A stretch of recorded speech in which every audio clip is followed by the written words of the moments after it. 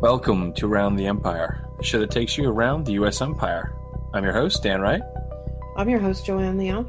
And on today's show, September 17th, 2017, we speak with a Syrian analyst from Aleppo, Syria, who writes under the pseudonym Ehsani. He's active on social media, especially Twitter, mainly with analysis and discussion about the Syrian civil war, and he's also written for Syria Comment. Here is that interview. Hello, Ehsani, and welcome to Around the Empire. We're so glad to have you today. Thank you. So basically, I know you from social media, where I guess you could say there's a kind of a loose network of people who listen to the Syrian side of the story on the war, you could say, or some people who are pro-Syria, people like me who don't take a side, but I'm generally anti-interventionist and anti-regime change. So I definitely want to hear the Syrian side of the story. And I think a pretty credible group of people sort of came together, certainly who I tend to read. And I always read what Ehsani writes. He's proven to have provided what turned out to be very credible information on Aleppo. I appreciate that you have spent a lot of time sort of, doing threaded tweets with an effort to explain some context or some nuance to the situation that we don't generally get from Western media. So I was wondering if you could just, give us your outlook on Syria. There are a lot of people saying that the war is coming to an end. And, I'm just wondering how you think things might play out, or anything else you want to tell our audience about a perspective from people in Syria. So maybe we could start there. Does that sound all right? Sure. So, my involvement with the Syrian crisis really predates this particular crisis that started in early 2011. Around 2005, I had known Joshua Landis, who runs the blog Syria Comment, and we became online friends at the time. I used the blog to voice my concerns about primarily the economic situation, the population issues, the budgetary issues, and I'm versed in the field of economics particularly, and that's really the way I approached the Syrian crisis at the time. None of us knew this was going to happen, obviously, in 2011. Some may have, but none of us knew the extent of which this was going to happen. At the time, what I was really focusing on was simply putting an Excel spreadsheet and just seeing these numbers just don't add up, in the sense that, just sort of a small little history of this to the listeners. Syria started off as what we call a socialist state, whereby heavy subsidies were started. When I was growing up, Syria's population was around 6.5, 7 million when most of these subsidies were put in place. The population was doubling every 22 years. And before you knew it, by the time the war started, we had almost 23 to 25 million people in the country. It was really difficult for the government to keep with this system of subsidies that was very, very widespread. And it helped the poor quite dramatically. But at the same time, it was a massive burden on the state budget. And the reason I bring this thing up is because, the taxation system just wasn't up to the standard. So you had like almost one-way street where the liabilities of the state were growing constantly with the growth in population. And on the other side, the revenue just never kept up with that. And over time, you can kind of, it's like a boat and water is sinking in, and you can plug a hole here. And I felt at the time, for the 5 years leading into the crisis, that something ought to be done about the way this thing, is going, because the poverty was increasing. There was no way for the government to meet the demands. The salaries of most state employees was not keeping up with inflation, and so on and so forth. So not to take too much time on this issue, but I just wanted to explain how and why I got involved in this. When the crisis unfolded in 2011, in March 2011, it took me a while to sort of make, because, don't forget, I was in a way, if you wish to call me, I was pretty critical actually of the performance of the Syrian state and the way they were running the economic policy and so on. leading up to the crisis. So most people that were following on Syria comment at the time, would have probably associated me more with a group that would be, sort of jumping to the side of the opposition and the way I saw this happening, and I went to Syria early. My mother lived in Aleppo. She was really sick, and I had to go and pay a visit. And I was there at the end of 2011 for sort of medical reasons. And what I saw happening at the time was, the main issue that anyone that wants to understand about Syria has to sort of resolve in her own head is, how early was the uprising an armed uprising versus a peaceful uprising? So that I think, the way the opposition was able, and I'm sure a lot of them do believe to today, that for the vast majority of the time, and let's call it all the way into, no one really puts dates on this. I actually hired an assistant, a very smart university guy that went through the timeline, collected for me every single article and every single, through the web, obviously, and to see when were these uprisings, more armed than people at the time thought. And of course, we can debate this. To me, I use June 2011. There's an incident. I keep talking about this. Every time I talk about this issue, that was in a town called Jisr al-Shugur. It's in the province of Idlib. About, I would say, 30 soldiers were massacred. They were thrown in a ditch. And at the time, the opposition claimed that these were shot because they were trying to defect, and they were shot by their seniors. Obviously, I knew for a fact that this was not the case through sources that I'm not gonna, there's no time here to describe. But so if you go with this and you assume that the uprising turned into an armed uprising as early as June 2011, that takes us only 3 months after the crisis started. Now, the narrative outside is, or the narrative of the other side is that a lot of peaceful protesters were going into city squares, which was true, by the way. They were going into Homs and Hama, the other major cities, and the state was essentially shooting at them. And as the state shot at them, the need to arm was almost, there was really no other option to protect themselves. That's kind of the narrative. I take issue with that, although having said that, the state, let me just sort of backtrack. So 2010, President Assad gave an interview to the Wall Street Journal, and Jay Solomon interviewed him. And leading up into the crisis, January 2011, the interview took place. And clearly, if you read that article, and I've read it multiple times, the president seemed unsure if this was really going to reach Syria, whatever was happening in Tunisia and later on in Egypt. He felt that Syria just is immune to that because, it is the street is with him. This is a resistance kind of capital. And by and large, if you read it, you get the sense that he really didn't expect it. Consequently, obviously, this was wrong. It did reach Syria.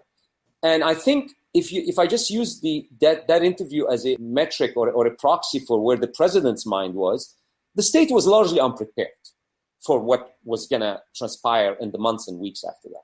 Mm-hmm. And I think this explains a lot of what was happening. The state is usually used when I was growing up and throughout, time. It's a very stable in the sense that, the security agencies are very, very aware. The public is aware that the security agencies are there. So there's very little room here really for something like this to happen and take on the way it did. I think that by 2012, as 2012 rolled in, Damascus, I think the leadership really felt at its lowest point in terms of security, in terms of where this thing is really sliding away from them. My information is that they reached out to the opposition.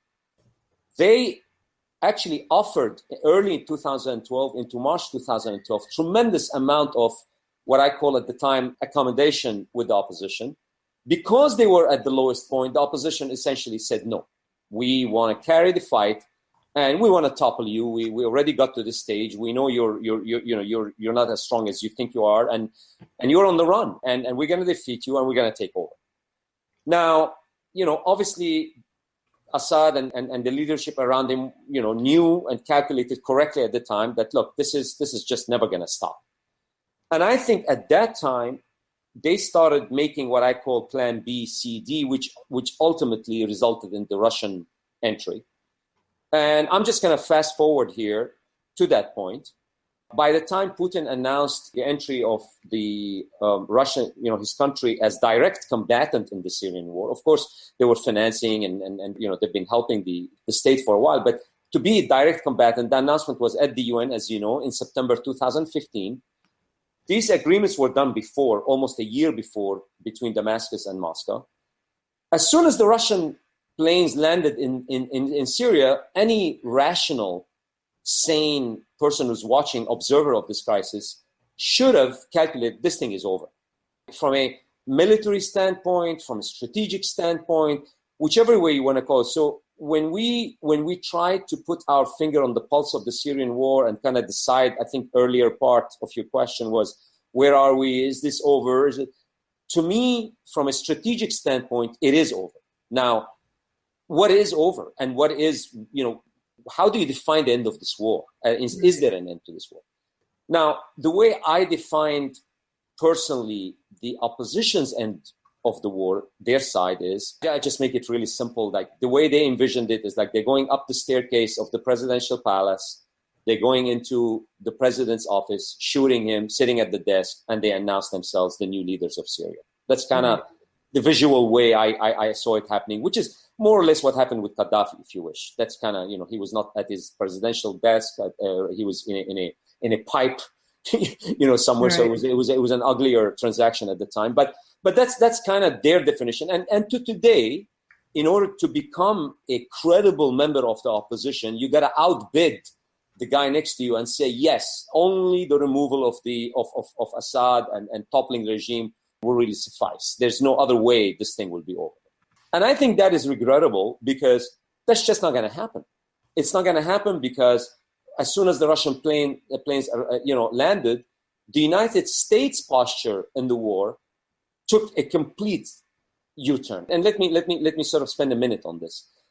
President Obama got elected twice on the notion of no globalist intervention back in the Middle East, particularly. He did. And I think the Syrian leader and the leadership around him understood this pretty well. I mean, in their calculus, the United States under President Obama was not going to intervene militarily as a direct combatant in the war. What Obama did do is what I call in sort of simple English, he was throwing bones to the people, to the hawks in the administration who walked into his office, said, look, we have to do something. And that arm and train program, the CIA program that was based in Jordan and Turkey, is all part of what I call throwing bones. For sure, the United States could have done more militarily, but that would have meant that they would own Syria. And it's like the pottery barn, you break it, you own it. And I think President Obama largely wanted to avoid that outcome at any cost. And so he would do everything but a direct combatant in the war. And as soon as the Russians announced, well, if you're not going to be one, I will be one, then it was over. Now, okay, so the other part is the barrel bombs, the way the Western media obviously identified more with the opposition than they identified with the state. Why? Why is that the case? Okay, so this is a state that is not a democracy by any stretch. It's a single-party monopoly in power for almost 5 decades. It's not lovey-dovey. It doesn't treat sort of foreign media people with the way you would be treated, say, in different countries for a host of reasons. And so there was kind of almost like it was, let's say, it was hard for people to identify in this age of pro-democracy that was promoted by G.W. Bush and Condoleezza Rice. They were running this pro-democracy policy out of the State Department with a budget that was increasing quite dramatically. And by the way, that reached Egypt, Syria pre the war, all this media that you saw with the opposition was really handed out to people almost 4 or 5 years leading it. Part of a very well-known pro-democracy policy that the State Department was running, had a budget for, we all knew about, but most people really didn't pay that much attention to it. So ironically, when the crisis started in Syria, there was already activists. They were not by any means armed people or anything. They were activists, young activists that the State Department, through their own contacts, were sending satellite phones to, training how to use the social media. And so that played a significant part. When the crisis started, there was a ready-made group of people that were very quick, sending the YouTubes out. And the Syrians... And everybody in Syria knew about this? No, very, very few people. Later on, through WikiLeaks, you found out about. I read the whole book that WikiLeaks put out. The book is much better than whatever was put online. And through the book, you knew there was a girl called Razan Zaytouni who was a very well-known activist, and WikiLeaks had hacked, obviously, the State Department emails, the cables, cables rather, and in that, some of the names of the activists were mentioned. I mean, the State Department was saying, we met with Razan, and she's very worried that the security services has found out about her, and we should be careful. And so a lot of that stuff I personally didn't know. Let me speak for myself. I can't speak for my fellow countrymen and women. I speak for myself. I didn't know a lot of this stuff was going on. We knew about the sort of policy of the US, but none of us knew. But anyway, so for the Western media, the New York Times, the Washington Post, et cetera, to them, they did buy into the idea, and it was an Arab Spring. There was this wave that was really taking over the entire Middle East. Young people going.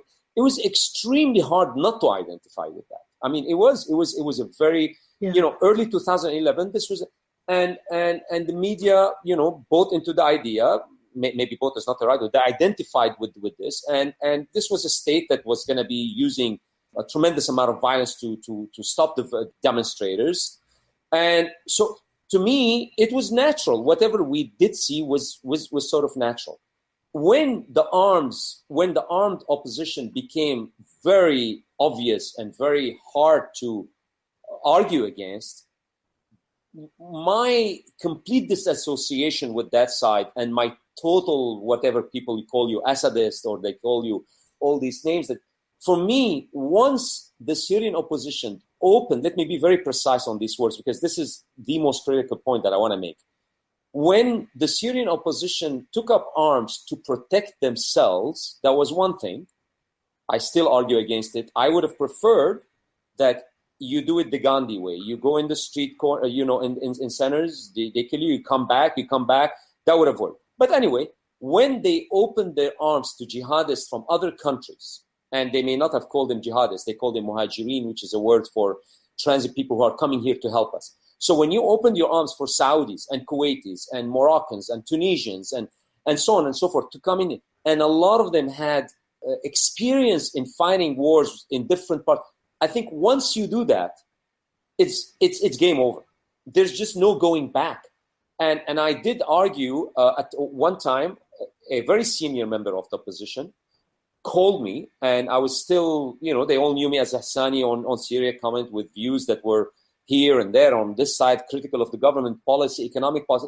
He called me and said, look, the opposition, I said, look, you're opening your arms to these jihadists. No. These guys, I was told, these guys are just here to topple the regime. And if the regime is toppled, and when it is toppled, they'll just move on to their next fight.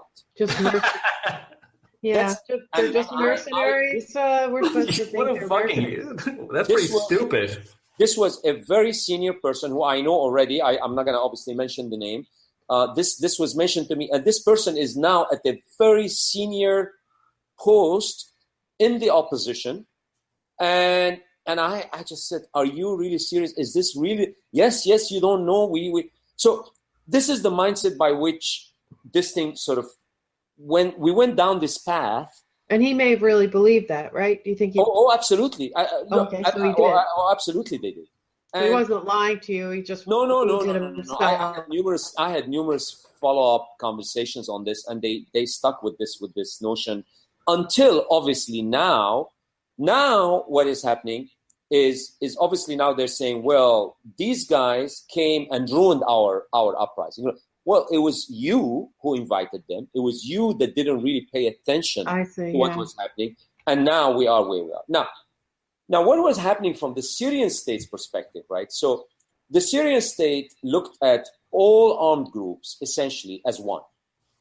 Now, I had argued with members of the leadership about this, and I said, well, what about this group? I said, look, for us, these are all in any state, in the United States, any country, if a citizen takes up arms against the state, we cannot make distinctions between this group and that group. And so when every analyst and observer in the West was writing articles and going deep into what is the difference between Ahrar al-Sham and Zenki group and Nusra, for the Syrian state, they just looked at it from a macro perspective, looked back and said, look, we just don't care if this is a moderate and non-moderate. This is a citizen who took up arms against the state. Yeah, pretty much everybody fit in the terrorist category. Exactly. For us, you're a terrorist unless you come to the state, hand your gun.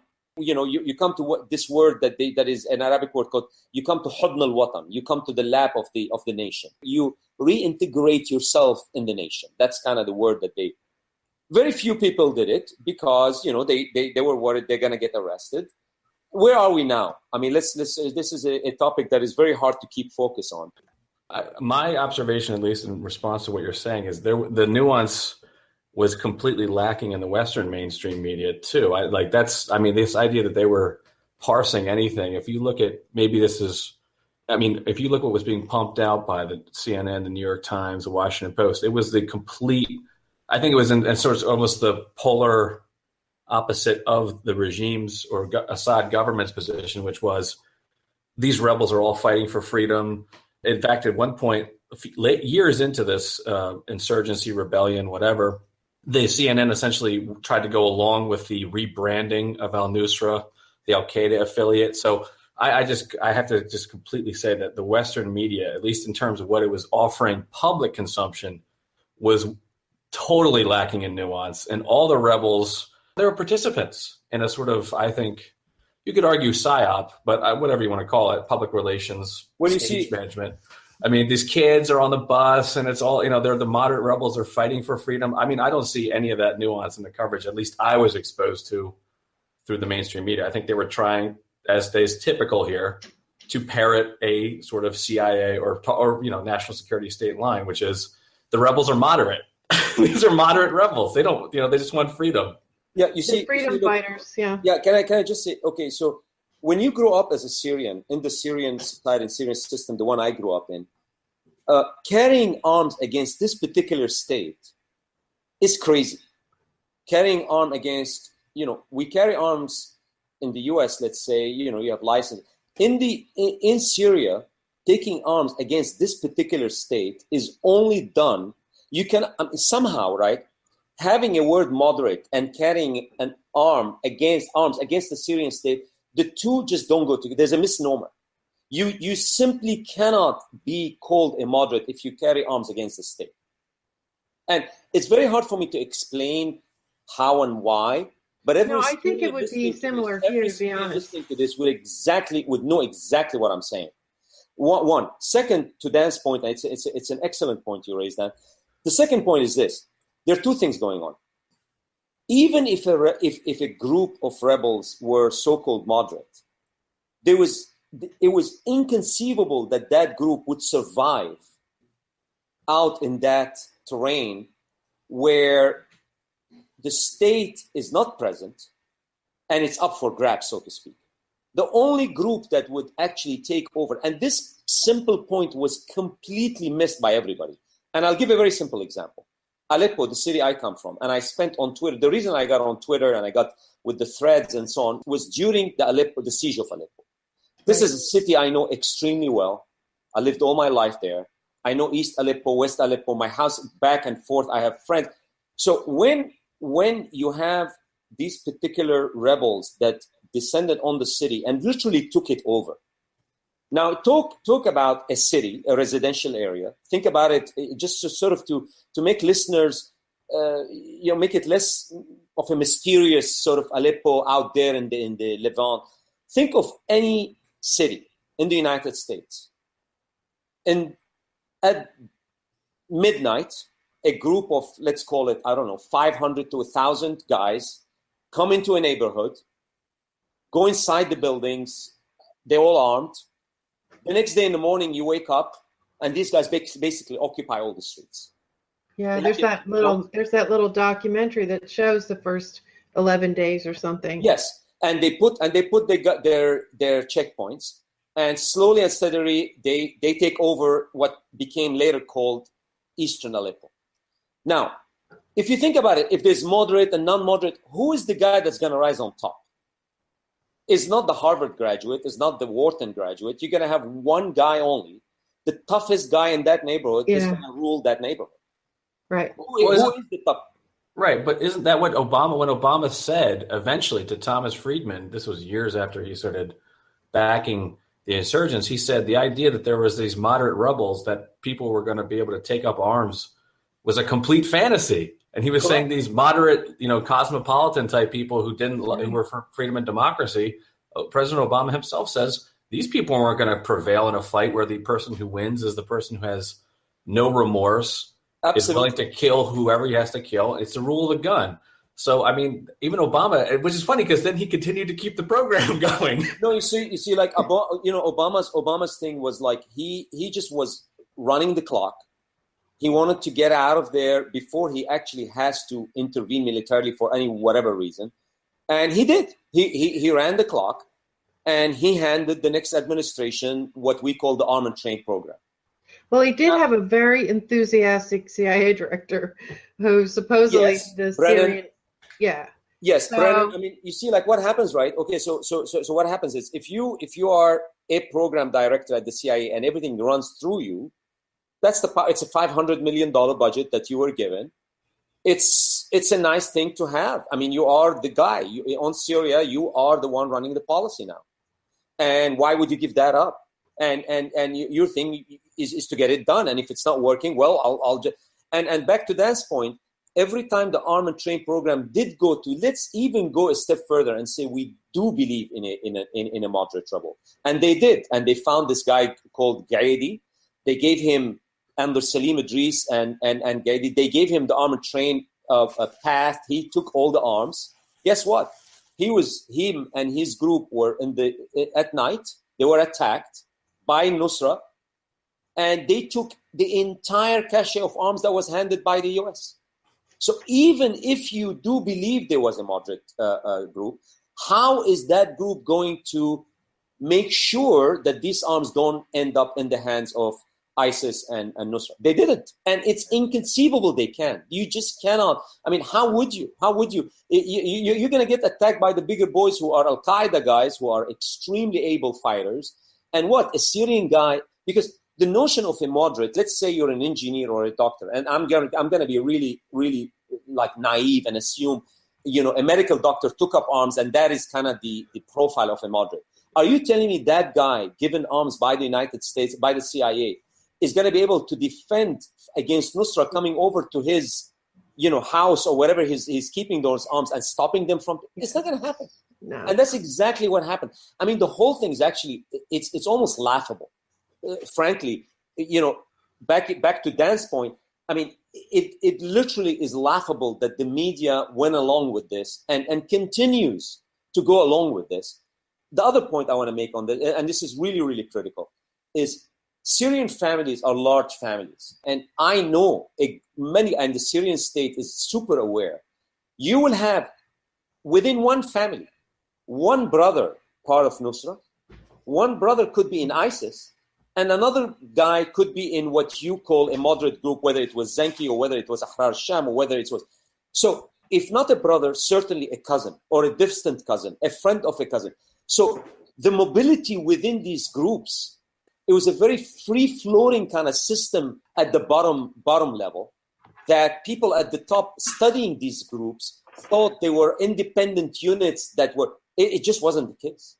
Just by the sheer you moved also for the money, don't forget. If you started with group XYZ and that other group was paying you more money, you would just switch your affiliation within literally a month or a week. And so these things were not really a stable, permanent feature in these opposition areas. And that's the other thing that a lot of people totally missed on. Anyway, I'll stop there on that particular point. Okay, so this happens. The U.S. knows it can't win. They kind of are, on one hand, it looks like they're kind of trying to appease the Gulf states who are on the warpath. Erdogan, they're trying to maintain that relationship. He wants Damascus. Everything's going on. Now we're in the position where it's no longer, you can even keep up. It's so obvious you can't even keep up the charade anymore. Sure. Now it's so clear that Nusra and the more hardcore fighters, the jihadist fighters, are in control. And now they're essentially moved to Idlib. So now that the fiction is so obviously, it's such an obvious fiction. Sure. What makes sense now for them to say? Because I would argue that actually part of the reason was people who were engineering this, at least in our own country, with neocon activists, Michael Weiss is a famous example. Sure. They are doing this because they consider themselves part of a geopolitical struggle against Iran and see this as a proxy fight for Iran. So they like this human rights sort of ephemera, but they don't actually believe in human rights or care about it. Let's say that's out of the way. Yes. What is the struggle now that it's out in the open? How do you see that? Well, look, I mean, Idlib, the state kind of, when Idlib fell to the opposition, they knew this was going to be the final piece in the Syrian war. This was going to be addressed right at last. And that's what I think is going to happen still. So the state decided to go to Deir Ezzor, move on from that. I'm digressing from your question a little bit for this reason. The next issue right now is defeat ISIS in the eastern part of Syria. And then I think we will face one of the biggest, I always thought was going to be the biggest issue, which is the Kurdish issue. Now, the Kurdish issue is so complicated and so difficult to really wrap your head around that I'm now going to jump to, suppose whatever solution is found to that issue, let's now move forward and jump over the Kurdish issue for a second about Idlib. So Idlib now, you correctly said, Brett McCurk, who's our envoy, and he's now the point man for the administration in Syria. He is around Raqqa, around the Kurdish guys, and now he believes that he gave a specific, explicit warning that it is Al-Qaeda that is running Idlib, and that province has become now, after Afghanistan, the number one place where Al-Qaeda exists. So he flat out came and spelled out for the first time, super explicitly, to the point that you were making. What is the solution there? Who's going to go in? These guys are embedded within a pretty large population center. And guerrilla warfare and urban warfare, this is where that barrel bomb issue and so on came in, because what these guys do, they know the game very, very well. They go and hide within population centers, and they're going to do that in Idlib in a big way. They've been there for a long time. They understood the terrain really, really well. And who is going to be that force that goes in and takes on al-Nusra in Idlib? The deconflict zone and the Astana meeting and it's a very clever way of doing this. And this is what the general plan is. The implementation of it is going to be extremely challenging. And I don't think neither the Russians nor the Turks or even the Syrian leadership knows how this thing is actually going to work. Because what is being discussed is sort of, if you think about it, there'll be parts of Idlib where they will set up what they call de-escalation, ceasefire area, where members of the opposition of that supposedly non-Nusra opposition will agree, they're in Astana, and they agree to be part of this. So presumably, the way I'm envisioning this, is there'll be a call out to the citizens of, the unarmed citizens of Idlib, to make their way into these areas that have been designated as de-escalation zones. Now, in Aleppo, what we saw, as these population centers try to make such moves, they're going to be shot at. Because if you empty Idlib from civilians, you're going to be exposed. Oh, right, yeah. And so that is going to be challenge number one. So while I absolutely believe that the current US administration, the Russians, the Turks, the Jordanians, there is a consensus now amongst even all the countries that are clearly anti-Assad, there is a realization that we are moving, and I tweeted on this a little bit, but it's a really important point. The solution to the Syrian crisis was seen through the prism of the Geneva Communique of 2012, which effectively says transitional government will full executive power.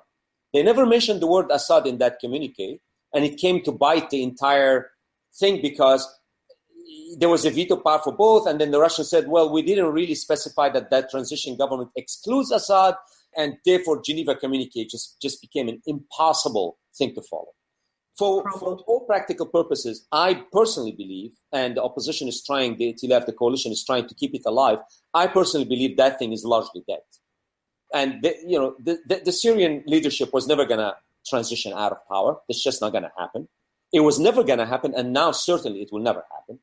And so, therefore, for all practical purposes, Astana was sort of brought in as a parallel idea, which I think now because Turkey is part of it, you're seeing now even the Saudis kind of dancing around the issue and saying, okay, we believe the ceasefire, and certainly the current administration they've never come out and explicitly said so, but I believe they want to reduce the violence, they want to attack ISIS and eliminate ISIS, and that's it, and get out of it. Now, that Kurdish thing, the reason I didn't want to go and totally address the Kurdish issue, because it does cover what the U.S. policy is after defeating ISIS, and how do they align Kurdish and then staying out and leaving the area, and that's why I didn't really want to touch that hot potato issue. And going back to Idlib, I still believe this is going to be a very difficult issue to solve. Very difficult because the implementation is way harder than people realize. And even Astana believes in this great, it all sounds great, but when you come to actually implement it, it's going to be a very challenging thing to do. So the things that the Astana, did they just finish up an agreement on Friday, was it? They did. I mean, there is an agreement, more agreement on the conflict zone. There is a lot, but a lot of people on Twitter and in the media announced that, the details have all agreed on, and that the Turks are going to be going into Idlib with 25,000 troops. There is no truth to this. There's just no truth to any agreements of that specificity. No one has agreed to anything to that sort yet, as far as I know. Right. So it's not a final agreement. It's just something along the way that they have. We're pushing progress. The process forward. I think people are getting more and more comfortable that this is the path forward. But how it all works out with Idlib, and how do you attack Nusra, and who's going to go in there, essentially, is really the issue. So you don't think any side really wants to, you don't think that there'll be a military operation in Idlib? I think the military operation, that's exactly what I'm alluding to. The military operation in Idlib is easier said than done. Yeah. Because the memory of Aleppo and these population centers come to mind. It's going to be, how do you separate the civilians from the armed groups? Yeah. And how do you say the armed groups are all Nusra or non-Nusra? Because every armed group now is there. And do you, essentially, right, even if you were able to get the civilians out, what do you do about the armed group? Do you just go and bomb all of them?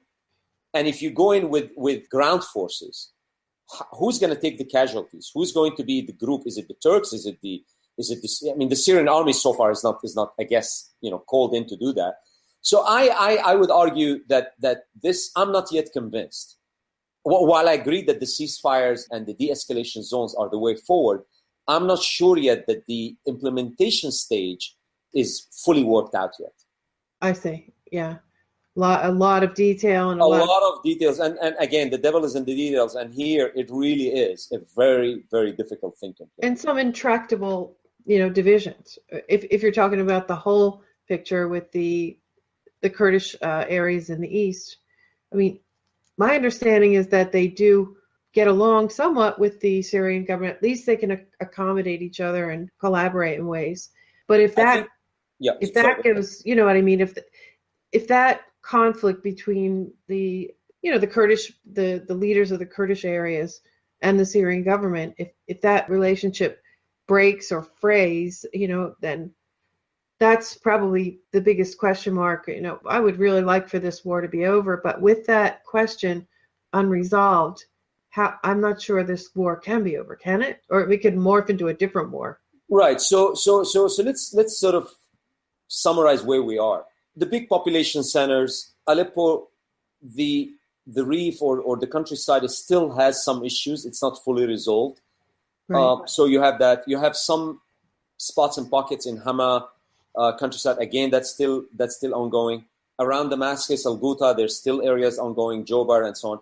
So these pockets around the large city centers are still not fully resolved. And I think that will take still some time. Mm-hmm. Now, as far as the larger, when I say strategic, larger issue, I think if the war's definition is, if the opposition's mission statement is still to topple the regime, that's just not going to happen. It simply is militarily, largely impossible to really execute. So, if that is the case, I still ask people of friends of mine in the opposition, what is there for the mission statement? The idea that Assad and the leadership, they've spent 6 years in a life and death situation. And after they won the war, or they won largely the military part, to come now and compromise on the politics side and give up the seats and essentially hand the keys and walk away, that is just not going to happen. It doesn't make a lot of sense. Whether it's Geneva, whether it's Astana, you can bring any political process. It's not going to happen. So the opposition is still not going to what I've stated, and I don't think they want to go there, because if they do go there, then it's the end. They effectively said, our whole ordeal is gone for nothing. It's all gone for waste, and no one is willing to bite that bullet and cut the losses at this stage. And I think they will continue with it. But for me, that's it's not irrelevant. It's the facts are just on the ground. The military facts on the ground are going to dictate the outcome, and I think that's heading in one direction. And anyone that looks at it from a dispassionate way, they will see what I'm saying here. Now, as far as the Kurdish thing, even though I really don't want to go there, but it's worth spending a minute on this. I think that the referendum, and I think what the Kurdish situation is, having to separate from the nation state, or organizing a referendum, or organizing really what I call a federalism system with the Syrian state, are two completely different things. And I think parts of the Kurdish population are not really thinking about this in a rational manner. They hold the Euphrates River, so the agriculture, the oil, and the water of the Syrian nation, so to speak, is in that region. Really? It's inconceivable. It's just inconceivable that Syrians as a whole, as a nation, can allow a separatist sort of Kurdistan Rova, what they call, to spring out of this crisis. It's just the Syrian state is not going to allow this to happen. The saner approach is to talk about federalism, if that is the path forward, in a true sense. And I make this very simple, almost like the way an American system is, where, more independence and the states can run their own affairs and so on, but ultimately defense, state, foreign ministry, everything runs through Damascus. Federal level, yeah. Right, but there's a lot of confusion about what is this project. Is it federalism, and what federalism mean? And I think, the Syrian state will spend the next days and weeks and months reaching out to Kurdish leaders, or parts of the Kurdish leadership, and really try to explain and come up with a credible, smart, elegant solution to this that can essentially de-escalate this and allow, the war to wind down in that region. Now, it's going to be tricky. The American involvement obviously is tricky, because that's what's giving parts of the Kurdish groups that power, if you wish, because they know the American support is there. and therefore they could leverage that and really expand and try to get as much as they can, even if it's a negotiation with the Syrian state. So I see that. I think that's inevitable. And I will just leave it at that. I think to go beyond this is really getting into speculation and getting into something that where things stand is pretty much exactly the way I described it right now. Mm-hmm. It is really at a stage where everyone is trying to sort of de-escalate, reach out, listen to each other, find some common ground to try to wrap this thing up in a smart way. Let's shift over to Deir Ezzor for a minute. Yeah. There's a few, probably more, that I didn't pick up on, but there are a few significant events over the past few days. Number one being the airstrike on SDF fighters were injured by a Russian airstrike. Mm-hmm. So we had the announcement from an SDF officer condemning that. And then we had what's technically his title? Deir Ezzor Military Council. There's a newly formed council that's intended to run Deir Ezzor. Mm-hmm. So he makes a statement, and he says that the SDF will never let the Syrian army cross the Euphrates. So the big questions: did they cross? Did they not? Because then we had the Russian Foreign Minister Maria Zakharova, probably butchered that name, and so embedded inside a bigger speech, she says that that they did cross and that they're in the process of working on demining and combat engineers clearing things and preparing. So she says, yeah, they did cross and so as far as I've seen for the past 2 days, it's been, did they or didn't they cross the Euphrates? And that seems to be such a significant event as that, be telling for how this thing goes forward. Right. The reason I didn't want to, I do not ever say anything that I'm not totally sure of. And I do not know. And I don't think I would think that there's anyone that really has at the moment complete understanding of the situation on the ground. My own hunch is that the Syrian army wants to cross, but hasn't yet. But the intention is to do that. Right. So the intention is to do that. Now, it is just going to be, again, the reason I addressed it in a way, I think the talks over the next few days are going to take place between the Syrian leadership and some of the people on the Kurdish side, or that would have influence on the SDF, and come to an agreement as to not to get into a direct military confrontation. Yeah. I think that is going to be extremely important from the American side, the Russian side, the Syrian state, and the Kurds. And I hope so. And so I personally, I'm usually a pessimist. I'm hopeful that something will be worked out in the next few days and weeks that would accommodate this and not go the way it ought not to go. And so that's kind of my hope at the moment. Do I base it on anything substantive? I don't.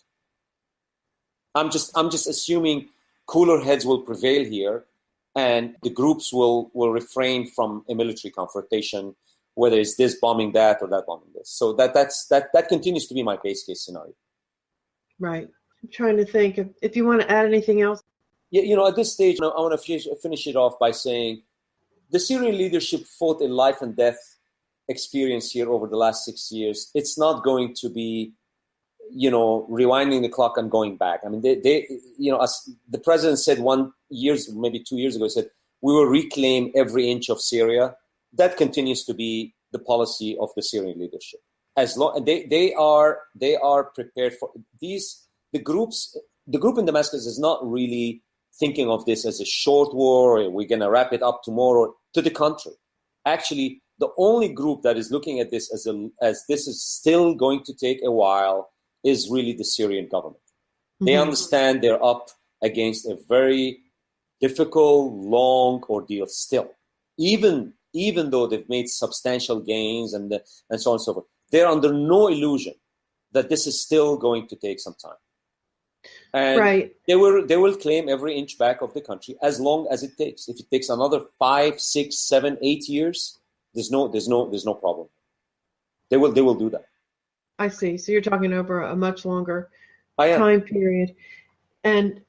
But do they have full say in the future, or now their reliance on Iran and Russia, they could certainly make deals that are in their own interests and trying to find some balance between what's best for. So this is, I'm glad you asked that question, actually. So there is a very, very large contingency that essentially has this narrative that the Syrian president is completely handed the day-to-day or running the war or his entire future and destiny. Yeah, he's a puppet, right? He's a puppet. He's a puppet of Tehran and Moscow, and they decide his fate.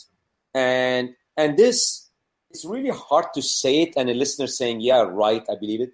I want to just say the way I look at it. It is completely not true in the sense, first of all, why do I say that? Because the interests of the three main players are actually identical. There is no deals to be cut here because the Iranians got involved in Syria.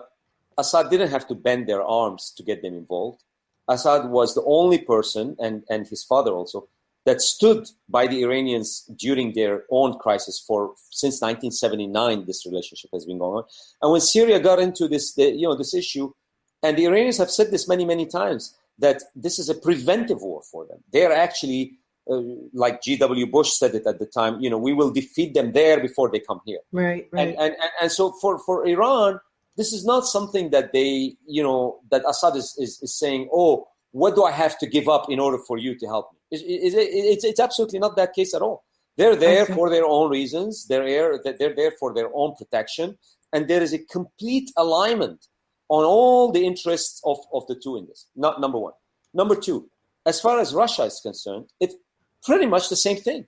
I mean, Russia, this is not something they do very often, which is intervene militarily in conflicts abroad and become military, combatants. They put the S-400 systems for the first time outside their own land. So this is not, and I think a lot of Russia experts somehow also believe what you said, or what you're alluding to, which is, Russia cannot possibly stay there for a long time. They're going to just sometime throw Assad under the bus and move because the United States will offer them some deal. And so, I don't think that's the base case at all in Damascus. Well, I don't know if everyone thinks it's quite so black and white, like the Syrian government is completely ruled by Iran and Russia, or the Syrian government has, ultimate sovereignty. I think most people think it's somewhere in the middle, and that even, that Iran and Russia would act the same way any other country would act, and they would try to, Look, there's coordination. I mean, the sovereignty for Assad and for the Syrian state is extremely, extremely important.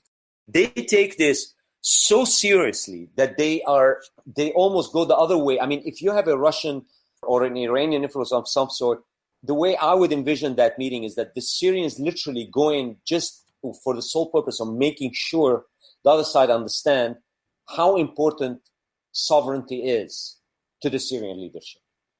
And so, that's just the way it is. Now, is there coordination? Yes. Is there groups working with each other? Yes. And so on and so on. But at the end of the day, I believe it is the Syrian leadership that is in charge.